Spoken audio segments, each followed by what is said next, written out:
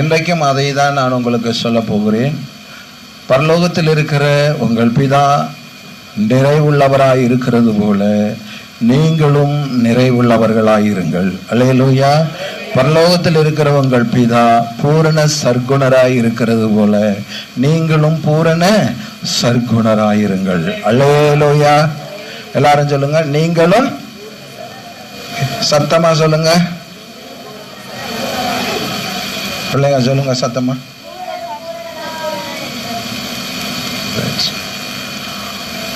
அதனால கர்த்தருடைய வார்த்தையை உங்க வாயினால உச்சரிக்கணும். நீங்க இப்பொழுது நாம் இன்றைக்கு பார்க்க போகிறது தெரியுமா?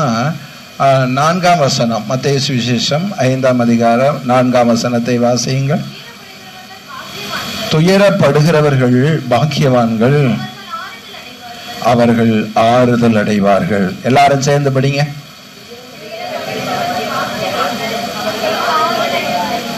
துயரப்படுகிறவர்கள் பாக்கியவான்கள். யாரிடத்திலாவது போய் நீங்கள் இப்படி சொல்லுவீர்களானால் அவர்களுக்கு கோபம் தான் வரும். துக்கத்தில் இருக்கிறவர்களை பார்த்து நீங்கள் துக்கமாய் இருக்கிறதினாலும் நீங்கள் துயரப்பட்டு அழுகிறதினாலும் நீங்கள் பாக்கியவான்கள் என்று சொன்னால் அவர்களுக்கு இன்னும் கோபம் அதிகமாக தான் வரும். ஆனால் சொன்னது யார் தெரியுமா? நம்முடைய தேவன். அல்லேலூயா. ஆண்டவராகிய இயேசு சொல்லுகிறார், துயரப்படுகிற நீங்கள் பாக்கியவான்கள், அழுது கொண்டிருக்கிற நீங்கள் பாக்கியவான்கள், வேதனைப்பட்டு கலங்கி கொண்டிருக்கிற நீங்கள் பாக்கியவான்கள், பலவிதமான துன்பங்களை அனுபவித்துக் கொண்டிருக்கிற நீங்கள் பாக்கியவான்கள் என்றால் ஆசீர்வதிக்கப்பட்டவர்கள். அதேபடி துயரப்படுகிறவர்கள் ஆசீர்வதிக்கப்பட்டவர்களாய் இருக்க முடியுமா? அல்லது துன்பப்படுகிறவர்கள் ஆசீர்வதிக்கப்பட்டவர்களாக இருக்க முடியுமா? அதை தான் வேத வசனம் இவ்விதமாய் சொல்லுகிறது. சிலுவையை பற்றிய உபதேசம் கெட்டு போகிறவர்களுக்கு பைத்தியமாய் இருக்கிறது, ரட்சிக்கப்படுகிற நமக்கோ அது தேவ பலனாயிருக்கிறது. ஒரு அல்லேலூயா. யாருக்கு பலன் தெரியுமா? நமக்கு இந்த உபதேசம் பலனாயிருக்கிறது. ஆனால் உலகத்திற்கு அது எப்படி இருக்கிறது? பைத்தியமாயிருக்கிறது. உண்மையாலுமே சொல்றோம், நம்முடைய பிரசங்கங்கள் எல்லாம், நம்முடைய உபதேசங்கள் எல்லாம், நம்முடைய காரியங்கள் எல்லாம் உலகத்திலே போய் சொன்னால் அது பைத்தியம்தான். ஆனால் உங்களுக்கோ எனக்கோ அந்த பைத்தியமாய் தோன்றுகிற பிரசங்கம் தான் நமக்கு பலனாயிருக்கிறது. அல்லேலூயா. அதனால இங்க சொல்லியிருக்கிறது, துயரப்படுகிறவர்கள் பாக்கியவான்கள், துக்கப்படுகிறவர்கள் பாக்கியவான்கள், அழுகிறவர்கள் பாக்கியவான்கள்.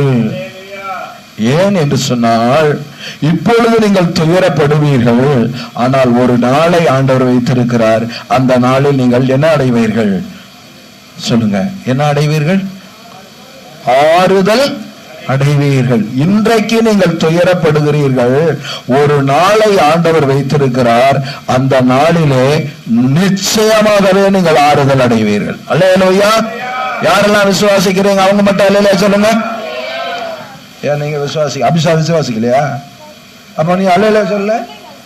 எந்த ஐயா பக்கத்துல உட்காந்துட்டே காது கேட்கலையே. எல்லாரும் சத்தமா சொல்லுங்க. ஐயா ஏன் தெரியுமா? நாம் என்ன செய்ய போகிறோம்? ஆறுதல் அடைய போகிறோம். ஆறுதலை நாம் பெற்றுக்கொள்ள போகிறோம். ஆறுதலை ஆண்டவர் நமக்கு கொடுக்க போகிறார். நிச்சயமாகவே ஆண்டவர் நம்மை ஆறுதல் படுத்துவார். இந்த துயரத்துல 2 விதம் இருக்கு. இந்த துயரத்துல எத்தனை விதம் இருக்கு? நிறைய விதங்கள் இருக்கிறது. நான் பிரதானமாய் சொல்லுகிற 2 விதங்கள் என்னன்னா, உலகத்துக்கேற்ற துக்கம், தேவனுக்கேற்ற துக்கம். உலகத்துக்கேற்ற துயரத்தை குறித்து நான் இங்கே சொல்லவில்லை. உலகத்துக்கேற்ற துயரத்தையும் அது நியாயமானதாக இருந்தால் கர்த்தர் அதற்கும் ஆறுதல் கொடுப்பார். கொடுக்காமல் ஆண்டவர் இருக்க மாட்டார். அதே நேரத்தில் தேவனுக்கு ஏற்ற ஒரு துக்கம் துயரம் இருக்கிறது, அல்லது ஆண்டவருக்கு ஏற்ற ஒரு துக்கம் ஒரு துயரம் இருக்கிறது. அதை ஆண்டவருடைய பிள்ளைகளே நீங்கள் என்ன செய்ய வேண்டுமானால் வகை கண்டுகொள்ள வேண்டும். ஆண்டவருக்கு ஏற்ற துக்கம், அதை குறித்து தான் நாம என்ன செய்ய போகிறோம், இன்றைக்கு பார்க்க போகிறோம்.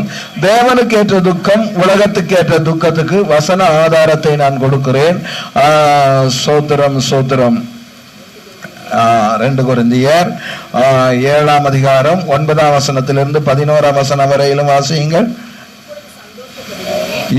இப்பொழுது சந்தோஷப்படுகிறேன், நீங்கள் துக்கப்பட்டதற்காக அல்ல.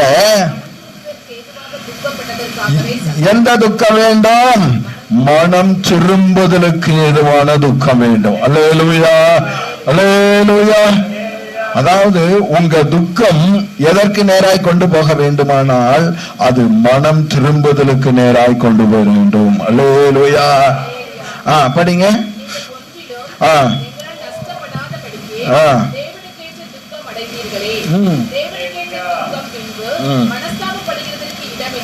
தேவனுக்கு ஏற்ற துக்கம் இருந்தால் பின்னாடி நீங்க மனஸ்தாபப்பட வேண்டியது வராது. அல்லேலூயா. தேவனுடைய பிள்ளைகளை தேவனுக்கு ஏற்ற துக்கம் வேணும். படிங்கிடுச்சு. உண்டாக்குகிறது. லௌகீக உலக துக்கமோ அது மரணத்தை உண்டாக்குகிறது. தேவனுக்கு ஏற்ற துக்கம் அடைந்ததுண்டே, அது உங்களிடத்தில் ஜாக்கிரதையையும் சொல்லுதலையும் எவ்வளவு வெறுப்பையும்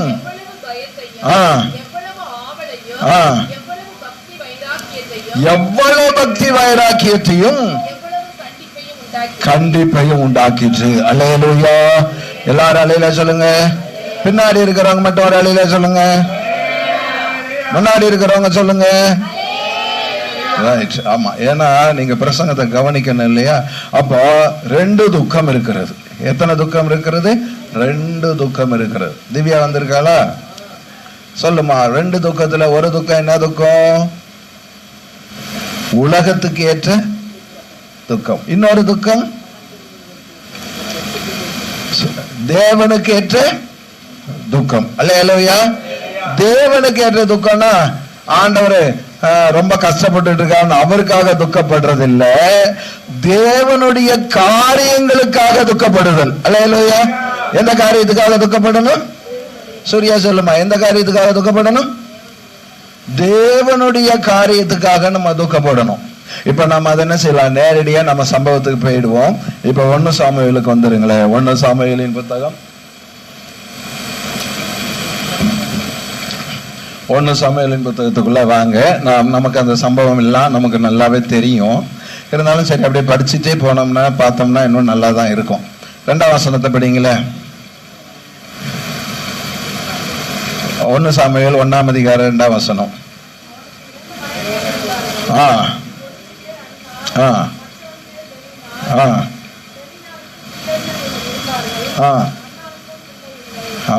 அன்னாளுக்கு பிள்ளை இல்லை. அல்லேலூயா. இப்போ அன்னாளுக்கு என்ன இல்லை? பிள்ளை இல்லை. அதனால் அன்னாள் எப்படி இருக்கிறாள்? துக்கமாய் இருக்கிறாள். அல்லேலூயா. அன்னாளுக்கு பிள்ளை இல்லாததினாலே அன்னாள் துக்கமாய் இருக்கிறாள். அடுத்த வசனத்தை வாசிமா.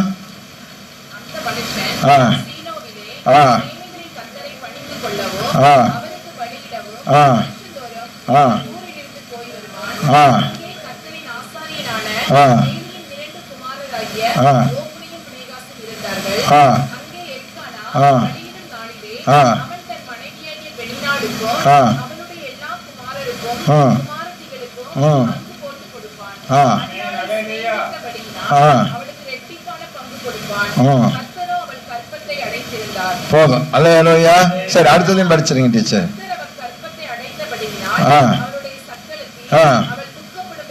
அவள் துக்கப்படும்படியாக அவளை மிகவும் விசனப்படுத்துவார். இப்ப எல்லாரும் நல்லா கவனிச்சுக்கோங்க. அன்னாள் எதினால் துக்கப்பட்டாள்? யார கேட்கலாம்? அனிதாம்மா சொல்லுங்க. அன்னாள் எதினால் துக்கப்பட்டாள்? சரி, படிச்சவங்களை பார்த்து கேட்போம். படிச்சவங்களை பார்த்து கேட்கலாம். அனிதா சொல்லு. அன்னாள் எதினால் துக்கப்பட்டாள்? குழந்தை இல்லாததுனால துக்கப்பட்டாளா? பெண்ணினால் திட்டுனதுனால துக்கப்பட்டாளா? 2 காரணம் தான். அன்னாளுக்கு பிள்ளை இல்லாததுனால பெண்ணினால் என்ன செய்தால்? திட்டினாள், அவள் பேசினாள், அவள் நான் சொல்லட்டுமா, பிள்ளை இல்லைன்ற துக்கத்தை கூட எல்கானா என்ன தெரியுமா சொல்றாரு, 10 பிள்ளைகளை பார்க்கிலும் நீ எனக்கு அதிகம் அல்ல. ஆறுதல் சொல்றதுக்கு ஒரு புருஷன் இருக்கா. இப்ப நான் சொல்றேன், பிள்ளை இல்லாததுக்காகவும் துக்கப்பட்டால் நான் ஏற்றுக்கொள்ளுகிறேன். ஆனால் அதிகமாய் அந்த கணவனுடைய ஆறுதல் கூட செயல்பட முடியாதபடிக்கு பெணினாள் என்ன செய்கிறாள், திட்டுகிறாள். பெணினாளுடைய பேச்சை கேட்ட அன்னாளுக்கு என்ன உண்டாகுதுன்னா துக்கம் உண்டாகுது. அல்லேலூயா. நீங்களும் நானும் கூட சிலருடைய வார்த்தைகளை கேட்டா என்ன வரும்? பிரியா சிஸ்டர் சொல்லுங்க, சிலர் நம்மளை குறித்து ஒரு மாதிரி பேசினா துக்கம் வருமா வராதா? வருமா? வந்தா என்ன பண்ணுவீங்க? அல்லேலூயா, அல்லேலூயா. தேவி சிஸ்டர் சொல்லுங்க, பேசும்போது துக்கம் வந்தா என்ன பண்ணுவீங்க? ஜெபம் பண்ணுவீங்க, அழுவீங்க, அழுவீங்க. அப்போ இப்ப நான் கேள்வி கேட்கிறேன், நம்மை ஒரு விதமா பேசி திட்டுறாங்க பாருங்க, அவங்க நல்லவங்களா கெட்டவங்களா? சொல்லுங்க, அவங்க நல்லவங்களா கெட்டவங்களா? சரி, பெணினால் நல்லவங்களா கெட்டவங்களா? அல்லேலூயா. சூரிய அம்மா சொல்லுங்க, பெணினால் நல்லவங்களா கெட்டவங்களா? தெரியலையா? ரொம்ப நல்லதா போச்சு. அல்லேலூயா. நான் ஒண்ணு சொல்றேன், இந்த பெணினால் ஒருவேளை அன்னாளுக்கு கெட்டவங்களா இருந்தாலும் இந்த பெணினால் ஒரு தேவனுடைய திட்டத்தை நிறைவேற்றினாள். அல்லேலூயா. எப்படி ஆமேன்னு சொல்றீங்க? நெருங்கிறதுக்கு மட்டும் இல்ல, இன்னொரு தேவ திட்டம்னு ஒண்ணு இருக்கு. அது வர வரையிலும் அன்னாளுக்கு துக்கம் இருந்தே தீரும். தேவ திட்டத்திற்கு அன்னாள் எப்பொழுது தன்னை ஒப்பு கொடுக்கிறாளோ அதை ஒப்பு கொடுக்கிற வரையிலும் இவளுக்கு என்ன வரும்? துக்கம் இருந்துகிட்டதான். உங்களுக்கு நானும் சொல்றேன், இப்ப சொல்றேன், தேவ திட்டத்திற்கு தேவ சித்தத்திற்கு உங்களை ஒப்பு கொடுக்கலன்னா உங்களை திட்டவங்களை ஆண்டவர் எழுப்புவார். எழுப்புவாரா எழுப்ப மாட்டாரா? நான் சொல்றேன், யாரு உங்களை கண்டித்து திட்டுறாங்களோ அவங்க தேவ திட்டத்தை நிறைவேற்றுகிறார்கள் என்பது அதனுடைய பொருள். அல்லேலூயா. யாரு உங்களுக்கு விரோதமா எழும்பி உங்களை திட்டுறாங்களோ, உங்களை மன நோகடிக்கிறாங்களோ, மன சஞ்சலப்படுத்துறாங்களோ அவங்க தேவ திட்டத்தை நிறைவேற்றுறாங்க. அல்லேலூயா. தேவனுடைய ஒரு திட்டம் உண்டு தேவனுடைய பிள்ளைகளை. அந்த தேவனுடைய திட்டத்தை நீ செய்யாததுனாலதான் தேவையில்லாத நபர்கள் உன்ன பேசுறாங்க. தேவையில்லாத மனிதர்கள் வந்து பேசுகிறதுக்கு காரணம் என்னன்னா, தேவன் ஒரு திட்டத்தை, அன்னாளை கொண்டு ஆண்டவர் ஒரு திட்டத்தை ஆண்டவர் வைத்திருந்தார். அடுத்தது, இப்ப பெணினாள் தேவனுடைய திட்டத்தின்படியே இந்த அன்னாளை நிந்திக்கிறாள். ஆனால் இந்த எல்கானா தேவனுடைய திட்டத்துக்கு மாறா என்ன பண்றார் தெரியுமா? ஆறுதல் சொல்றார். யார் ஆறுதல் சொல்றது? புருஷன். புருஷன் என்ன செய்யறான்? ஆறுதல் சொல்றான். இப்ப உண்மையாலுமே சொல்றேன், ஏன் புருஷன் சொன்ன ஆறுதல் அவனுக்கு ஆறுதல் ஆகல தெரியுமா? அவள் புருஷன் சொன்ன ஆறுதல் அடைந்திருந்தால் தேவனுடைய திட்டம் என்ன செஞ்சிருக்காது? நிறைவேறியே இருக்காது. அல்லேலூயா. தேவனுடைய திட்டம் ஒன்று உண்டு. அந்த திட்டம் நிறைவேறுகிற வரையிலும் பாஸ்டர் ஆறுதல் சொன்னாலும் சரி, அது புருஷனே ஆறுதல் சொன்னாலும் சரி, உலகத்துல எந்த மனுஷன் வந்து ஆறுதல் சொன்னாலும் சரி, உங்களுக்கு ஆறுதல் என்பதே வரவே. என்ன பாஸ்டர் இப்படி பிரசங்கம் பண்றீங்க? அல்லேலூயா. எங்க வீட்டுக்காரர் ஆறுதல் சொல்லுவாருன்னு பாக்குறேன்னு சொல்ல மாட்டேங்கிறவரு. தப்பி தவறி சொன்னாலும் என்ன வராது? ஆறுதல் வராதுன்னு நீங்க சொல்றீங்களே, அது எப்படி? இவன் தேவனுடைய திட்டத்துக்கு ஆப்போசிட்டா செய்யறாரு. யாரு? எல்கானா. தேவனுடைய திட்டத்துக்கு ஆப்போசிட்டா இருக்கிறாரு. இப்போ ஆறுதல் 10 குமாரை பார்க்கல, நான் உனக்கு விசேஷம் அல்லவா? அவன் அன்னாளை ரொம்ப நேசிக்கிறாரு. நான் அன்னாளை ரொம்ப நேசிக்கிறார். ஏங்க, தேவன் ஒரு திட்டம் வச்சிருக்காரு. அந்த திட்டத்தை எல்கானாவால செய்ய முடியுமா? செய்ய முடியாது. அவன் சமாதானம் அடையில. அவளுடைய ஒரே ஒரு நோக்கம் எனக்கு குழந்தை வேண்டும். அல்லேலூயா. அவளுக்கு ஒரே ஒரு நோக்கம் என்னது? குழந்தை வேண்டும். இப்பதான் நான் அந்த திட்டத்தை கேட்க போறேன். நீங்களே பதில் சொல்ல பாருங்க. எதுக்கு குழந்தை வேண்டும்? அல்ல டீச்சர் நீங்க சொல்லாதீங்க, தயவு செய்து சொல்லாதீங்க. இப்போ எதுக்கு குழந்தை வேண்டும்? வயசான எனக்கு சோறு போடுறதுக்கு. அது எதுக்கு குழந்தை வேண்டும்? திவ்யா, எதுக்கு குழந்தை வேண்டும்? தாயை பாதுகாக்க. அல்லேலூயா. அப்ப தாயை பாதுகாக்க குழந்தை வேண்டும். அல்லேலூயா. உங்களுக்கு எல்லாம் பிள்ளைங்க எதுக்கு வேணும்? அனிதா, எதுக்கு அனிதா வேணும்?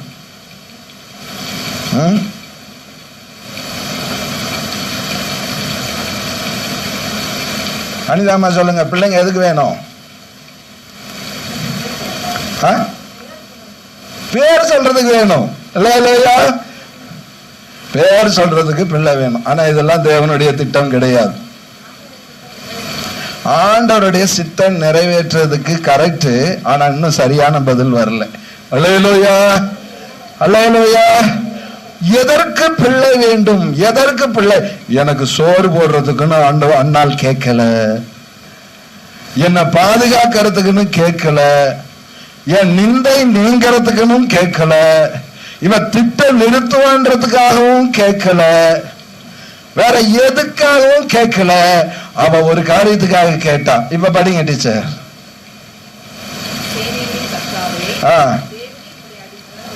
படிங்க. உமது அடியாளின் சிறுமையை கண்ணோக்கி பார்த்து உமது அடியாளை மறவாமல் நினைத்தருளி உமது அடியாளுக்கு ஒரு ஆண் பிள்ளையை கொடுத்தால் அவன் உயிரோடு இருக்கும் சகல நாளும். எதற்கு கேட்டா? இப்ப சொல்லுங்க, எதுக்கு கேட்டா? கர்த்தருக்கு ஒப்பு கொடுக்கறதுக்காக கேட்டா. அல்லேலூயா. ஜோசப் ஐயா புரியுதா? எதுக்கு கேட்டா? கர்த்தருக்காக ஒப்பு கொடுக்கறதுக்காக கேட்டா. சோறு போடுறதுக்கு கேட்கல, பேரை சொல்றதுக்கு கேட்கல, என்னை பாதுகாக்கிறதுக்கு கேட்கல, என் கூட இருக்கணும்ன்றதுக்காக கேட்கல, என் மடியில படுத்து விளையாடணுன்றதுக்காக என்ன செய்யல. எதுக்காக கேட்டா? அதான் கேட்டிருப்பா. நீங்க சொன்னது 100% உண்மை. அவ கேட்கும் போதே கொடுத்திருந்தா தேவ திட்டம் என்ன செஞ்சிருக்காது? பெணினாளுக்கு கொடுத்த ஆண்டவர் அன்னாளுக்கு கொடுக்க முடியாமல் இல்லை. கர்த்தர் அன்னாளின் கர்ப்பத்தை அடைத்தார். எதுக்கு தெரியுமா? அவ தேவ திட்டத்தை நிறைவேற்ற வேண்டும். கர்த்தர் பெணினாளை நீ திட்டம் ஆண்டவர் அனுமதித்தார். எதுக்கு தெரியுமா? நீ துக்கப்பட்டாதான், நீ வேதனை அனுபவித்தால்தான் என்னுடைய திட்டம் நிறைவேறும். அல்லேலூயா. இல்லாவிட்டால் என்னுடைய திட்டம் என்ன செய்யாது? நிறைவேறாது. ஆண்டவருக்கு ஒரு சாமுவேல் வேணும். யாருக்கு வேணும்? அண்ணாளுக்கு வேணுமா? ஆண்டவருக்கு வேணுமா? ஆண்டவருக்கு வேண்டும். அல்லேலூயா. ஏன் ஆண்டவருக்கு வேணும் தெரியுமா? அங்க 2 பேர் இருக்கா. அவன் 2 பேரும் சரியில்லை. ஓப்பனே பினேகாஸ். அவன் என் விருப்பத்தை செய்யல. அவனுக்கு பதிலா, அந்த 2 பேருக்கு பதிலா இன்னொருவன் எனக்கு வேண்டும். அது உன் வயிற்றில் பிறக்கிற குழந்தையா இருக்க வேண்டும். அதற்கு நீ ஒப்பு கொடுக்க வேண்டும். குழந்தையே உருவாகல. உருவாகிறதுக்கு முன்பே சாமுவேலை ஒப்பு கொடுத்தார்கள். அல்லேலூயா. இதுதாங்க தேவனுடைய திட்டம். ஏன் ஆண்டவர் துக்கத்தை அனுமதிக்க? தேவனுக்கு ஏற்ற துக்கம் மறந்துடாதீங்க. தேவனுக்கு என்று உண்மையாலுமே சீலோவில போய் பார்த்திருப்பாங்க. யாரு? அண்ணாள். சும்மா இது ஒரு கற்பனை தான். போய் பார்த்திருப்பாங்க. அந்த யாரு? ஓப்பனே பினேகாஸ் பலியிட வந்த அந்த பலி, அந்த ஆண்டவருக்குன்னு செலுத்துறதுக்கு முன்னாடி அந்த கரியெல்லாம் எடுத்துட்டு போய் சாப்பிட்டதையும், கர்த்தருடைய ஜனங்கள் கர்த்தருக்கு செலுத்துகிற பலியை எப்படி எண்ணினார்கள்? அருவருப்பாய் எண்ணினார்கள். அதையெல்லாம் அண்ணால் பார்த்திருப்பார். வேலை எப்படி நினைச்சிருக்கலாம்? என்னோட இன்னொரு ஊழியக்காரன் இங்க உருவாக மாட்டானா? இன்னொரு ஊழியக்காரன் இந்த இடத்துல வரமாட்டானா? ஆண்டவருக்கு பயப்படுகிற உண்மையான ஒரு ஊழியக்காரன் இந்த இடத்துல எழும்ப மாட்டானா என்று அவள் உள்ளம் தவித்திருக்கும். அல்லேலூயா. அடுத்தது இன்னொன்னு, அங்கே பலியிட வந்த பெண்களை விபச்சாரம் செய்துதான ஓப்பிலே பினேகாசை அண்ணால் கண்டு வேதனைப்பட்டிருப்பார். ஒரு நல்ல ஊழியக்காரன் இந்த ஏழையினுடைய ஸ்தானத்தில் எழும்ப மாட்டானா என்று அவள் நினைத்திருப்பார். கர்த்தர் அப்பதான் புள்ளி வச்சுட்டாரு, வேற யாரும் இல்ல, நீ பெற்றெடுக்கிற மகன் தான் அந்த ஸ்தானத்துல வர போகிறான். அல்லேலூயா. தேவனுடைய ஒரு திட்டம் என்பது அன்பான தேவனுடைய பிள்ளைகளே, அது நிறைவேறுகிற வரையிலும் ஆண்டவர் என்ன செய்ய, அந்த துக்கம் வந்துகிட்டே தான் இருக்கும். என்னைக்கு நீ தேவ சித்தத்துக்கு உங்களை ஒப்பு கொடுக்கிறீங்களோ அப்பயே உங்க துக்கம் என்ன செஞ்சிடும், மாறுமா மாறாதா? அதன் பின்பு அவள் என்ன முகமாய் இருக்கவில்லை, துக்க முகமாய் இருக்கவில்லை. ஹல்லேலூயா. அந்த 28வது வசனத்தை வாசிங்களே. 28 தானே?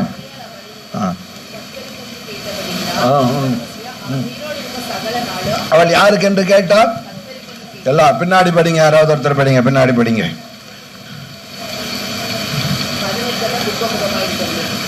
ஆமா, அவள் துக்கமா அது இருக்கட்டும். தேவி சிஸ்டர் படிங்க பார்க்கலாம். 28வது வசனம், 1 சாமுவேலின் புத்தகம் 1ஆம் அதிகாரம் 28வது வசனம். கேட்டபடியால், யாருக்கு என்று அவ கேட்டா? நல்லா தெரிஞ்சுக்கோங்க, கர்த்தருக்காக தான் கேட்டா.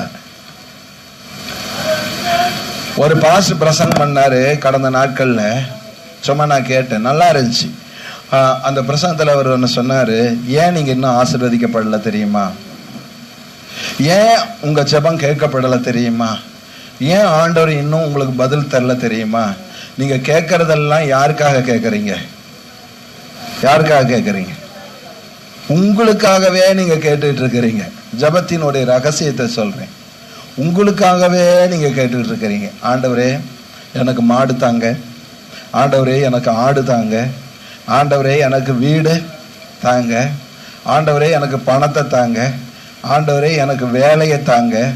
இதெல்லாம் உங்களுக்கு தேவை என்று அவர் என்ன செய்திருக்கிறார், அறிந்திருக்கிறார். ஆனா அந்த கேட்கறதுல ஒரு சின்ன வித்தியாசம் உண்டு.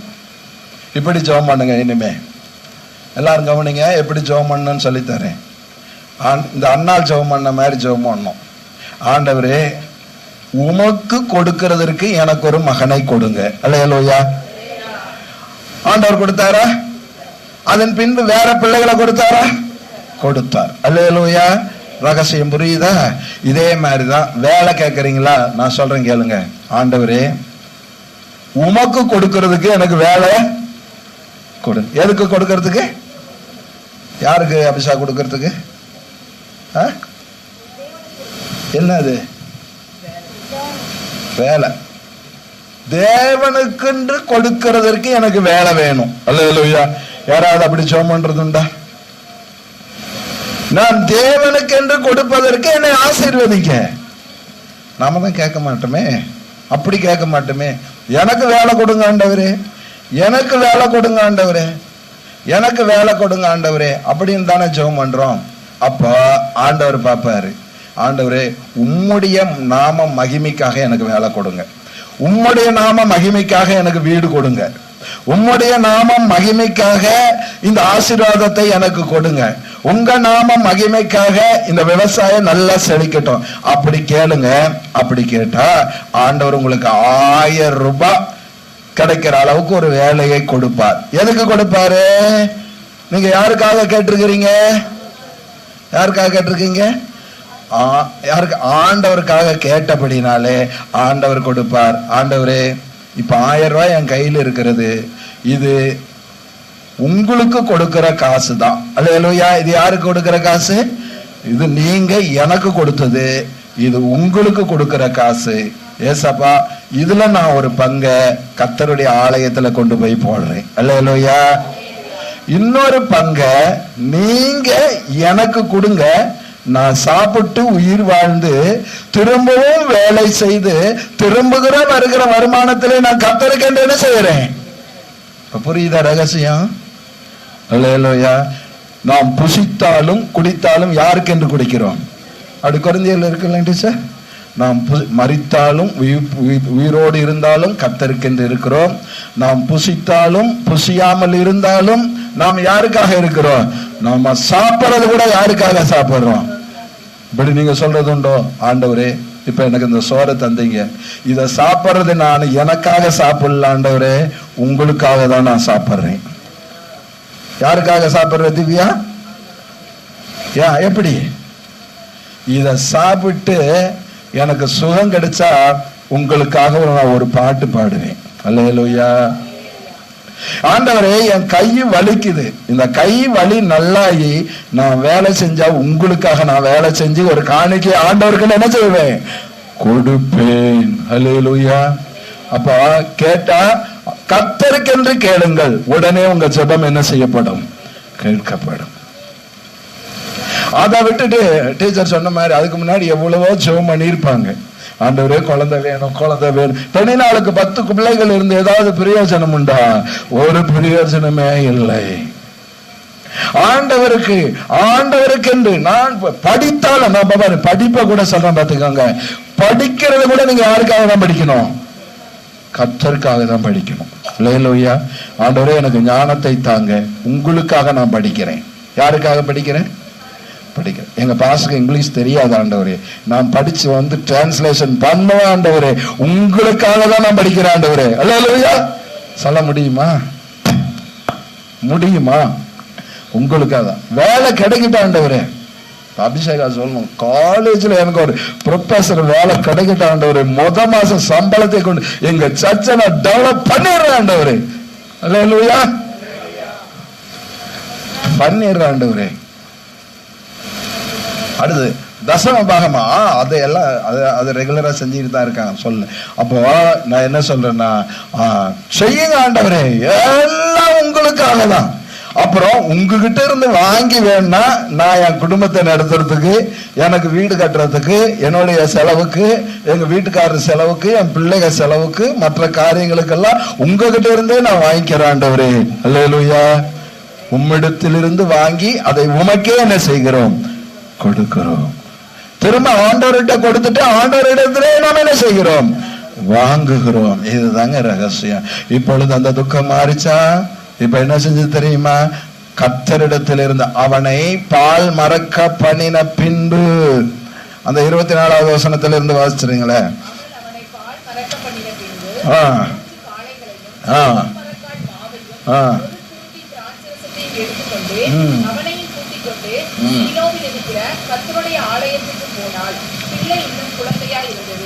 பாத்தீங்களா? எப்ப கொண்டு போய் விட்டா?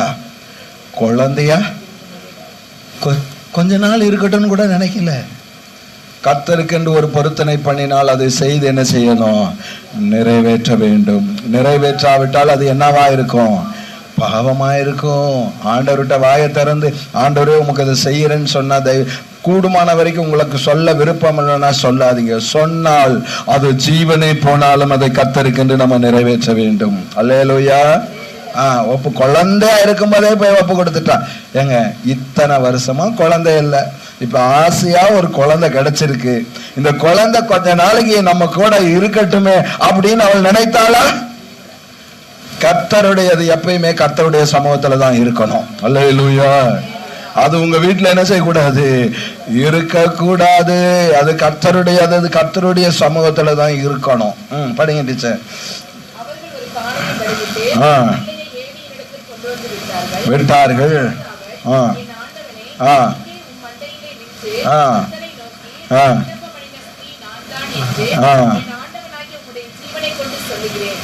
உம்முடைய ஜீவனை கொண்டு சொல்லுகிறேன். படிச்சுட்டு, இந்த பிள்ளைக்காக விண்ணப்பம் பண்ணினேன், விண்ணப்பத்தின்படி கட்டளையிட்டார், ஆகையால் கேட்கப்பட்டபடியினால் நாளும் உயிரோடு இருக்கிற சகல நாளும் நான் கர்த்தருக்கே ஒப்பு கொடுக்கிறேன்.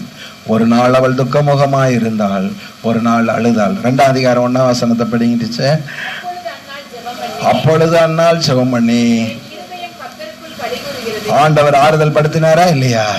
என் இருதயம் கர்த்தருக்குள் களி கூறுகிறது. எப்ப தெரியுமா?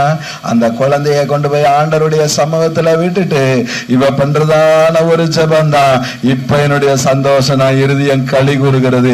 அழுது கொண்டிருக்கிறவர்கள் என்றைக்குமே அழுது கொண்டிருக்க மாட்டார்கள். அல்லேலூயா.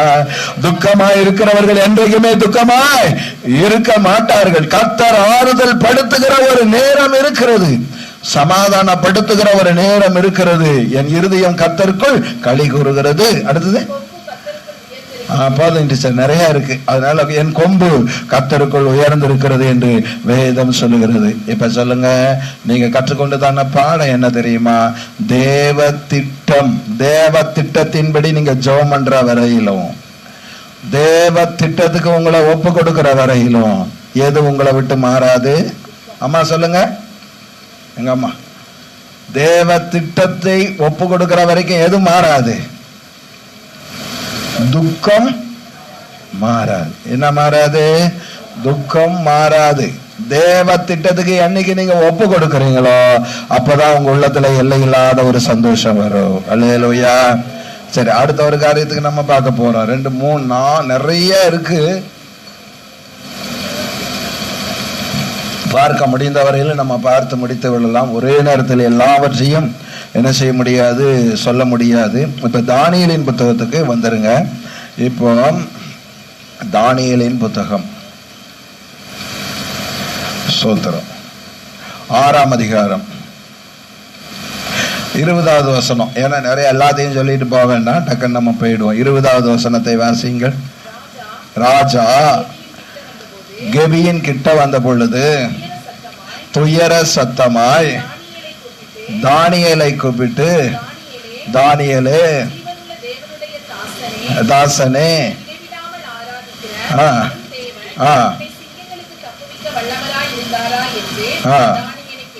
சுமிட்டி படிமா.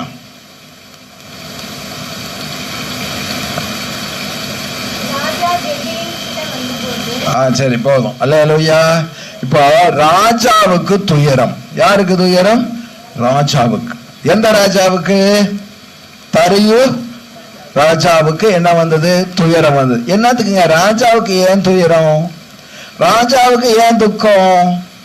ராஜாவுக்கு ஏன் வருத்தம்? ராஜாவுக்கு என்ன? ராஜா தான், அவர் தான் ராஜாவாச்சே. இந்த ராஜாவுக்கும் தானியேலுக்கும் என்ன இருக்கிறது? இந்த தானியேலோ இஸ்ரவேல் தேசத்தில் உள்ள ஒரு மனுஷன். இந்த தானியேல் பாபிலோனுக்கு சிறையாக கொண்டு போகப்பட்ட ஒரு அடிமை. இந்த அடிமையின் மேல், அடிமைக்கு ஒரு தீமை வந்து விட்டது. இந்த அடிமை இன்னும் கொஞ்ச நேரத்தில் சாக போகிறான்.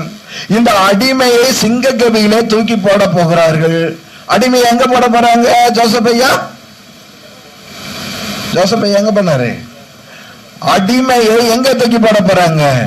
சிங்கக்கவியில தூக்கி போட போறாங்க. இந்த அடிமைக்காக ஏன் இவர் இவ்வளவு துயரப்படுகிறார்?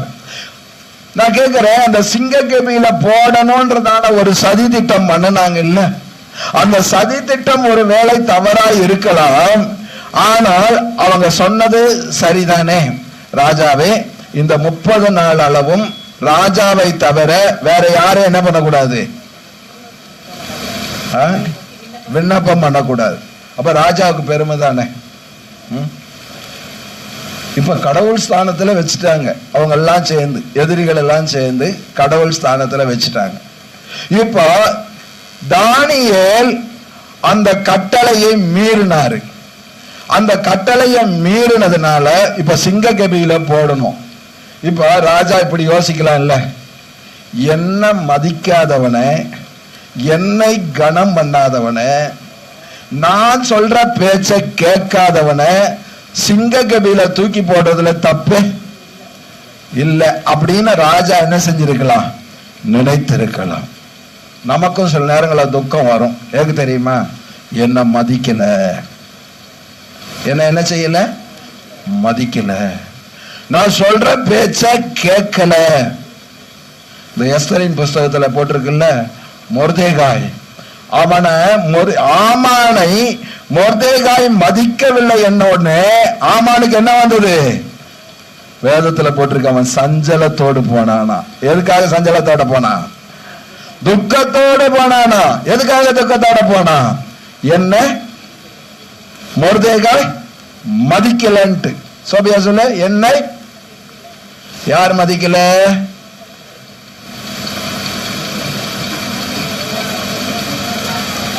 அந்த மொர்தெகாய் ஆமானை மதிக்கவில்லை என்கிற ஒரு துக்கம் வந்தது. இது என்ன துக்கம்? தேவனுக்கு ஏற்ற துக்கமா? லௌகீக துக்கம். அல்லேலூயா. இது உலகத்துக்கு ஏற்ற துக்கம். அன்பான தேவனுடைய பிள்ளைகளே, இந்த மாதிரி ராஜா நினைக்கல. அந்த தரியு ராஜா நினைக்கல. அவன் என்னை மதிக்காவிட்டாலும் பரவாயில்லை. அவன் யாரை மதிக்கிறான்? தேவனை மதிக்கிறான். ஒரு அல்லேலூயா சொல்லுங்க. அல்லேலூயா, அல்லேலூயா. அப்படி தேவனை மதிக்கிற, தேவனை நேசிக்கிற, தேவனை வணங்குகிற, தேவனுக்கு பிரியமாய் நடக்கிற ஒரு தேவ பிள்ளை, ஒரு தேவ பிள்ளை, தேவனை மதிக்கிற ஒருவனுக்கு மரணம் வருகிறது என்பதை நினைத்து அந்த தரியு ராஜா துயரப்பட்டார். அல்லேலூயா. இன்னைக்கு நீங்கள நானே எதுக்காக தெரியுமா துயரப்படணும்? சுருக்கமா சொல்ல வரேன். தேவனை நேசிக்கிற ஒரு பாஸ்டருக்கோ ஊழியக்காரங்களுக்கோ விசுவாசிகளுக்கோ ஒரு கஷ்டம் வந்தா நீங்க என்ன ஆகணும்? நீங்க என்ன ஆகணும்? துக்கப்படணும். அல்லேலூயா. அந்த துக்கம் என்ன துக்கமாக எண்ணப்படும்? தேவனுக்கு ஏற்ற துக்கமாக எண்ணப்படும். இப்ப புரியுதா உங்களுக்கு? அல்லேலூயா. ஒரு ஊழியக்காரனுக்கு நோய் வந்து விட்டது என்று வைத்துக் கொள்ளுங்கள். அது உங்களுக்கு வந்தது போல நீங்க துக்கப்பட்டு அழணும். ஒரு உண்மையாலுமே தேவனுக்கு பயப்படுகிற, தானியேலை போல 3 நேரமும் ஜெபம் பண்ணுகிற, ஆண்டவருடைய ஆலயத்துக்கு ஒழுங்காய் வருகிற, ஆண்டவரை உண்மையாய் தேடுகிற, கர்த்தருடைய வசனத்துக்கு நடுங்குகிற ஒருவனுக்கு ஒரு ஆபத்து வந்துவிட்டால் நீங்களும் சேர்ந்து துக்கப்படும். அழுகிறவர்களுடனே கூட என்ன செய்யுங்கள்? அழுங்கள். துக்கப்படுகிறவர்களுடனே கூட என்ன செய்யுங்கள்? துக்கப்படுங்கள். இந்த ராஜா ராத்திரி முழுவதும் சாப்பிடல, சந்தோஷமான எந்த ஒரு நிகழ்ச்சியிலும் பங்கு பெறல. எவ்வளவு வேதனையை அவர் அனுபவித்தார். அப்படி நீங்கள் அனுபவித்தால் தான் உங்கள் துக்கம் சந்தோஷமா மாறு. அல்லேலூயா. ஆண்டவர் ஆறுதல் படுத்துவாரா? படுத்த மாட்டாரா? படுத்துவார். இப்ப என்ன நடந்தது தெரியுமா? இந்த ராஜாவுக்கு நம்மளை மதிக்காதவன் சாகரான்ற எண்ணம் வரல, கடவுளை மதிக்கிறவன் சாகரானே என்கிற எண்ணம் தான் வந்துச்சு. தேவனுக்கு உண்மையா இருக்கிறவன் இப்படி சாகரானே என்கிற அந்த துக்கம் தான் வந்தது. திரும்ப அந்த 20வது வசனத்தை வாசியுங்கள். கெபியின் கிட்ட வந்தபோது துயர சத்தமாய் தானியேலை கூப்பிட்டு, தானியேலே,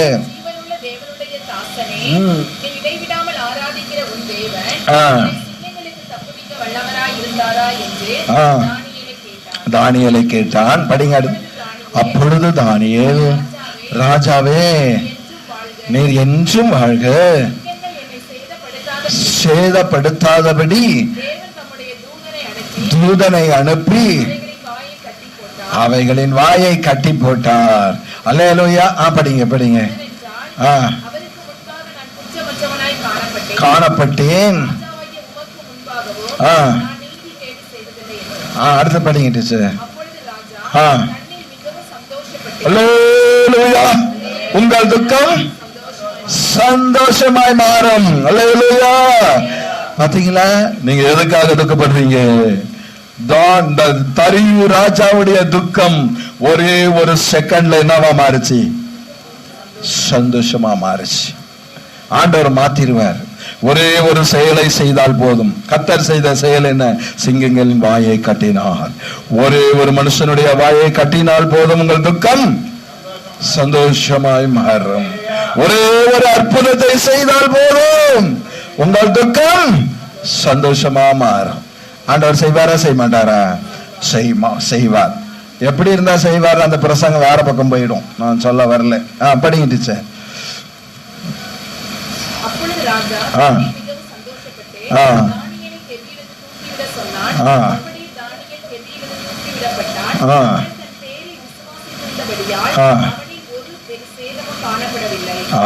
ஒரு சேதமும் காணப்படவில்லை. அவங்கள தூக்கி போட்டதை படிங்க.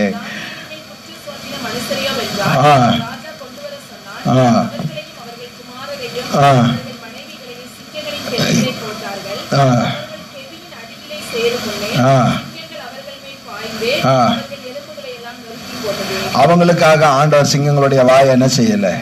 கட்டல. கட்ட மாட்டார். யாருக்காக கட்டுவார் தெரியுமா? தன்னை பற்றி உத்தம இருதயத்தோடு யார் இருக்கிறார்களோ அவர்களுக்காக தான் சிங்கத்தின் வாயை ஆண்டவர் கட்டுவார். அல்லேலூயா. நீங்க ஆண்டவருக்கு உண்மையா இருந்தா உங்களுக்கு விரோதமா எழும்புகிற எந்த மனுஷனுடைய வாயையும் ஆண்டவரால் கட்ட, பெண்ணினாளுடைய வாயையும் கர்த்தரால் கட்ட முடியும். சிங்கத்தின் வாயையும் கர்த்தரால் கட்ட முடியும். ஆனால் துக்கம் என்பது தற்காலிகமானது, சந்தோஷம் என்பது நமக்கு நிரந்தரமானது. அல்லேலூயா.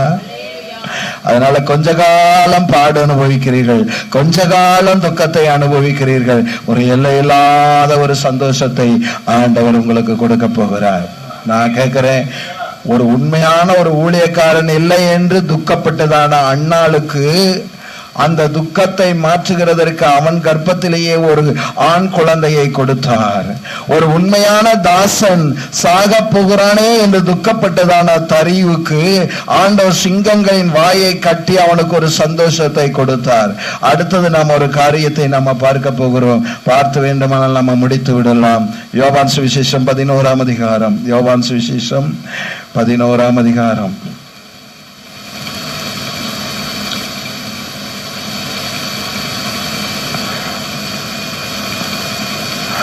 யோவான் சுவிசேஷம் 32வது வசனத்தை வாசிங்களே.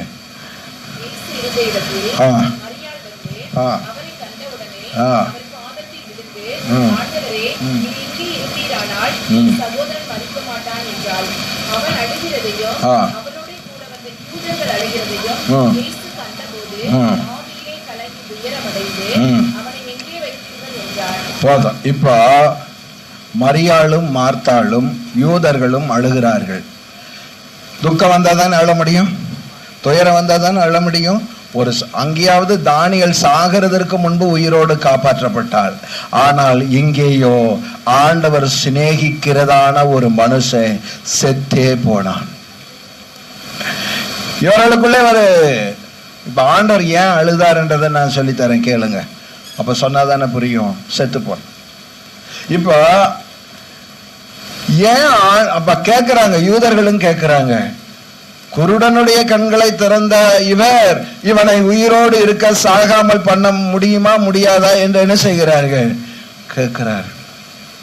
ஆண்டவரால லாசருவை சாகடிக்காம இருக்க முடியுமா முடியாதா? முடியும். ஆனா ஏன் சாகடித்தார்? ஏன் மரணத்திற்கு ஒப்பு கொடுத்தார்? ஏன் அப்படி பண்ணினார்?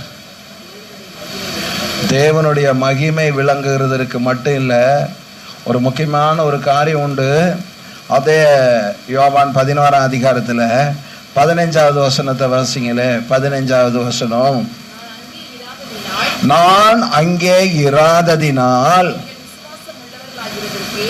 நீங்கள் விசுவாசம் உள்ளவர்கள் ஆகிறதற்கு ஏது உண்டென்று உங்கள் நிமித்தம் சந்தோஷம். அதாவது இங்க பாருங்களேன், லாசரு சாகிறதை நினைத்து நான் சந்தோஷப்படுகிறேன்.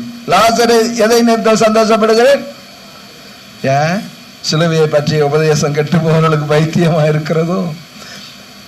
சாகிறதை நினைத்து நான் சந்தோஷப்படுகிறேன். ஏன் தெரியுமா? திரும்ப படிங்க டீச்சர் அந்த வசனத்தை. இராததினால்.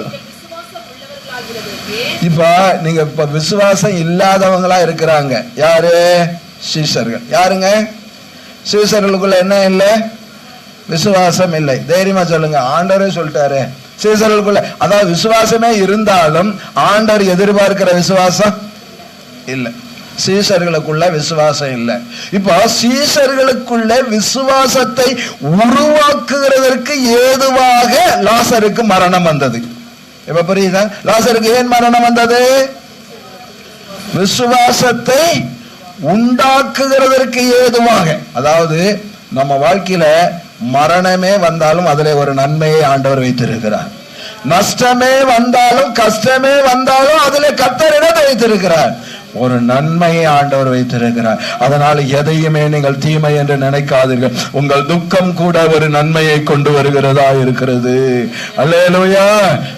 ஏதுவாய் இருக்கும்படி நான் அப்படி என்ன செய்கிறேன் செய்து. அதே 45ஆம் வசனத்தையும் படிங்க டீச்சர். இப்ப 45ஆவது வசனத்தையும் படிங்க.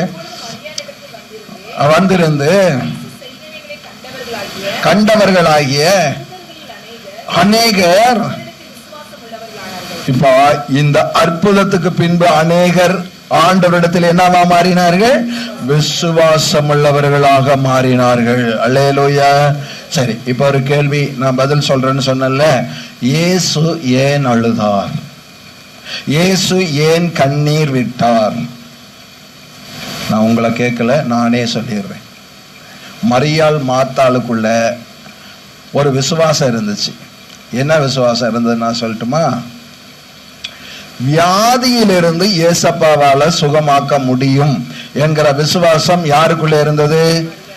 மரியாள் மார்த்தாளுக்குள்ளே இருந்தது. அடுத்தது மரியாளுக்குள்ள, மரியாள் தானே என்னத்தை பார்க்க, மரியாளுக்குள்ள ஒரு விசுவாசம் இருந்தது. அது என்ன விசுவாசம் தெரியுமா? எல்லாரும் இந்த அண்ட சராசரங்களிலே மரித்தவர்கள் எல்லாம் உயிரோடு எழுந்திருக்கும் போது என் சகோதரனும் உயிர் தெரிந்திருப்பான் என்கிற விசுவாசம் இருந்ததா இல்லையா? இருந்தது. ஆனால் இன்னொரு விசுவாசம் அவளுக்குள்ள இல்லாம இருந்தது. அந்த விசுவாசம் எது தெரியுமா? இப்பொழுது லாசரு உயிரோடு எழுந்திருப்பான் என்கிற விசுவாசம் யாருக்குள்ளேயும் இல்லை. இப்பொழுது ஆண்டவர் அற்புதம் செய்வார் என்கிற விசுவாசம் ஒருத்தருக்குள்ள கூட இல்லை. அன்பான தேவனுடைய பிள்ளைகளே, லாசரு வியாதியாய்ப்பட்ட பொழுது இயேசுவிடத்திலே சொல்லி அனுப்பினார்கள், நீர் சிநேகிக்கிற ஒரு வியாதியா இருக்கிறார், அவன் சாகிறதுக்கு முன்னாடி நீங்க வாங்க ஏசப்பான்னு சொன்னாங்க. ஆனா ஆண்டவர் இவங்களுக்கு ஒரு விசுவாசத்தை உருவாக்கணுங்கிறதுக்காகவே பின்னும் 2 நாள் தங்கிட்டார். வரவே இல்லை. அவங்களுக்கு விசுவாசம் என்னன்னு தெரியுமா? வியாதியை குணமாக்குவார் என்கிற விசுவாசம் மட்டும்தான் இருந்துச்சு. இந்த சாகாதபடி ஆண்டவர் என்னுடைய சகோதரனை காப்பாற்றுவார் என்கிற அந்த விசுவாசம் தான் இருந்தது.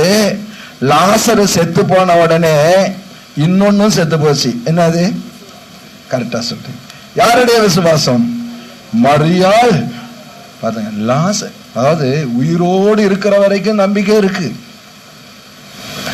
உயிரோடு இருக்கிற வரைக்கும் நம்பிக்கை இருக்கு. ஆனா செத்து போயிட்டா எல்லாம் முடிஞ்சு போச்சு. இனி ஒண்ணுமே பண்ண முடியாது. லாசரு செத்தான், மரியாளுடைய விசுவாசமும் செத்தது. செத்த விசுவாசம்.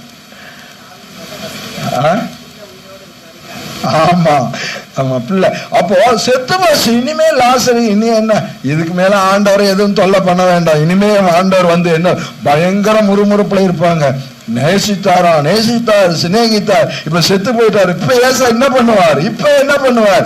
இப்ப என்ன பண்ணுவார்? இப்பதாங்க அற்புதமே செய்ய போகிறார். அல்லேலூயா. ஆண்டவரே 4 நாளாயிற்று, என்ன ஆயிடும்? நாருமே என்றார். அந்த நாற்றத்தை கூட மாற்றக்கூடியவர் ஆண்டவராய் இயேசு என்கிற விசுவாசம் அவளுக்கு இல்லை. துக்கமா இருந்தாள், அவள் அழுது கொண்டு இருந்தாள், அவள் துக்கமா இருந்தாள். இப்ப இயேசு அழுது எதுக்குன்னு நான் சொல்ல வந்துட்டுமா? லாசரு செத்ததுக்காக அழுவல, மரியாள் மார்த்தாளுக்குள்ள இருக்கிற விசுவாசம் என்ன செஞ்சிருச்சு? எதுக்காக பிரியா சிஸ்டர் அழுதார் இயேசு? மரியாள் மார்த்தாளுக்குள்ள இருந்த விசுவாசம் என்ன செஞ்சிருச்சு? செத்து போச்சு. எத்தனை பிரசங்கம் பண்ணி இருப்பேன், எத்தனை அற்புதங்களை செஞ்சிருப்பேன், எத்தனை காரியங்களை செஞ்சிருப்பேன். ஆனா உங்களுக்குள்ள விசுவாசம் செத்தா யார் அழுவாங்க? ஏசப்பா அழுவார். தேவனுடைய பிள்ளைகளை, நம்ம கிட்ட இருக்கிறது எல்லாம் சாகலாம், ஆனா விசுவாசம் மட்டும் என்ன செய்யக்கூடாது? சாகவே கூடாது. விசுவாசம் மட்டும் உயிரோடு இருந்தால் மரித்தவர்கள் கூட உயிரோடு என்ன செய்வார்கள்? எழுந்திருப்பார்கள். அதனால ஏன் ஆண்டவர் துக்கத்துக்கு ஒப்பு கொடுத்தார்? ஒரு காரியத்தை உங்களுக்குள் இருக்கிற விசுவாசத்தை உயிரடைய பண்ணுகிறதற்காகத்தான் ஆண்டவர் உயிரோடு என்ன செய்தார்? மரணத்திற்கு ஒப்பு கொடுத்து திரும்ப உயிரோடு எழுப்பி அநேகருடைய விசுவாசத்தையும், லாசரை மட்டும் ஆண்டவர் உயிரோடு எழுப்பவில்லை, அநேகருடைய விசுவாசத்தையும் உயிரோடு எழுப்பினார். அல்லேலூயா. அநேகருடைய விசுவாசத்தையும் உயிரோடு கூட என்ன செய்கிறார் தெரியுமா? எழுப்பினார். நம்ம கடைசியா நம்ம பார்க்க போலாமா? உங்க பரலோகத்தில் இருக்கிற உங்கள் பிதா பூரண சற்குணராய் இருக்கிறது போல நீங்களும் என்ன செய்யுங்கள், பூரண சற்குணராய் இருங்கள் என்று ஆண்டவர் சொன்னார் அல்லவா? ஏசாயா தீர்க்கதரிசன புஸ்தகம் 53ஆம் அதிகாரத்தை எடுங்கள். ஏசாயா பரலோகத்தில் இருக்கிற பிதாவும் என்ன செய்ய தெரியுமா? அநேக நேரங்களிலே அவர் துயரப்பட்டார், அவர் துக்கப்பட்டார், அவர் வேதனைப்பட்டார். இன்றைக்கு மகிமையான சந்தோஷத்தோடு கூட இருக்கிறார். ஏசாயா தீர்க்கதரிசன புஸ்தகம் 53ஆம் அதிகாரம் 3வது வசனத்தை வாசியுங்கள். அவர் அசடை பண்ணப்பட்டவரும் புறக்கணிக்கப்பட்டவரும். பாருங்க, ஏசப்பாவே எப்படிதான் இருந்தாரு? சொல்ல அபிஷேகா, ஏசப்பாவே எப்படி இருந்தாரு? துக்கம் நிறைந்தவராக தான். நீங்களாம் நினைக்கிறீங்க எனக்கு தான் துக்கம், எனக்கு தான் பாடு, எனக்கு தான் துயரம், எனக்கு தான் கஷ்டம், எனக்கு தான் வேதனை, எனக்கு தான் இதெல்லாம் நடக்குது. இல்லை, இயேசுவே துக்கம் அனுபவித்தார். அல்லேலூயா. துக்கம் நிறைந்தவரும். இப்ப அது போதுமா? 10ஆம் வசனத்தை வாசி. 10ல இருந்து 12 வரைக்குமே வாசிச்சு.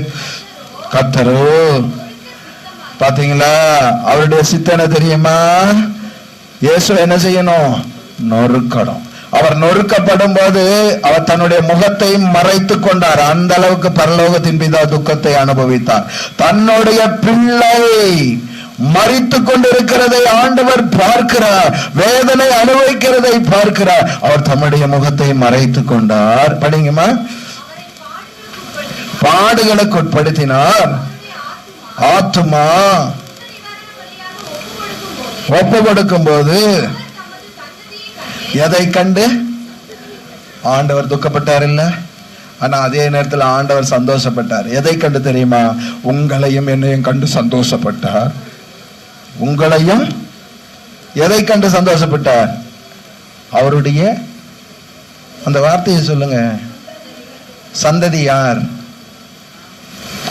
நாம தான் அந்த சந்ததி. அல்லேலூயா. நான் இன்றைக்கு இந்த உபத்திரவத்தை படுகிறேன், இந்த துக்கப்படுகிறேன். ஒரு நாள் இந்த பெத்தேல் சிட்டியில இத்தனை தேவனுடைய பிள்ளைகளை மகிமைப்படுத்துவார்கள் என்று சொல்லி, அவர்கள் ரட்சிக்கப்படுவார்கள் என்று சொல்லி அவர் அன்றைக்கு சந்தோஷப்பட்டார். அவருடைய துக்கம் சந்தோஷமாய் மாறிக்கொண்டிருக்கிறது. அல்லேலூயா. அவர் தமது சந்ததியை கண்டு நீடித்த நாளாய் இருப்பார். கர்த்தருக்கு சித்தமானது அவர் கையினால் வாய்க்கும். அவர் தமது ஆத்ம துக்கத்தின் பலனை, வருத்தத்தின் பலனை கண்டு திருப்தியாவார். அந்த துக்கம் என்ன செய்து விட்டது? மாறிவிட்டது. உங்களையும் என்னையும் பார்த்த உடனே அவருடைய துக்கம் எல்லாம் மாறி போச்சு, அவருடைய வேதனை எல்லாம் மாறி போச்சு. திருப்தியாவார். தம் தாசனாகிய நீதிபரர் தம்மை பற்றும் அறிவினால் அநேகரை நீதிமான்களாக்குவார். சுமந்து கொள்வார். ஆத்துமாவை மரணத்தில் ஊற்றி எண்ணப்பட்டு தாமே சுமந்து வேண்டிக் கொண்டபடியால் அநேகரை அவருக்கு பங்காக கொடுப்பேன். படிமா. யார் கிடைப்பாங்க தெரியுமா? பலவான்களை தமக்கு பங்காக கொள்ளையிட்டுக் கொள்ளுவார். அல்லேலூயா. யார் அந்த பலவான்கள்? நீங்களும் நானும் அந்த பலவான்கள். அல்லேலூயா. சாத்தானை எதிர்த்து போராடி ஜெயம் பெற்று ஆண்டவருக்கு முன்பாக பலவான்களாய் நிற்கிற நீங்களும் நான் தான் அந்த பலவான்கள். அல்லேலூயா. அவருடைய துக்கம் சந்தோஷமாய் மாறுகிறது நம்மை பார்த்துதான், நம்முடைய அன்பை, நம்முடைய இந்த விசுவாசத்தை பார்த்துதான், இந்த அன்பை பார்த்துதான் இந்த சந்தோஷம் அவருக்கு வருகிறது. வெளிப்படுத்தின விசேஷம் 21ஆம் அதிகாரம் 4வது வசனத்தை வாசித்து நாம முடிப்போம். ஹல்லேலூயா. அவர்களுடைய கண்ணீர் யாவையும் தேவன் துடைப்பார். அல்லேலூயா. நீங்க அழுதுட்டு இருக்கீங்களா? கவலைப்படாதீங்க. உங்க கண்ணீரை ஆண்டவர் என்ன செய்ய போகிறார்? துடைக்க போகிறார். சந்தோஷமா இருக்கிறவங்க அல்லேலூயா சொல்லுங்க. ஒப்பு கொடுங்க. அடுத்தது, மரணமும் இல்லை, துக்கமும் இனிமே துக்கம் என்பது இல்லை.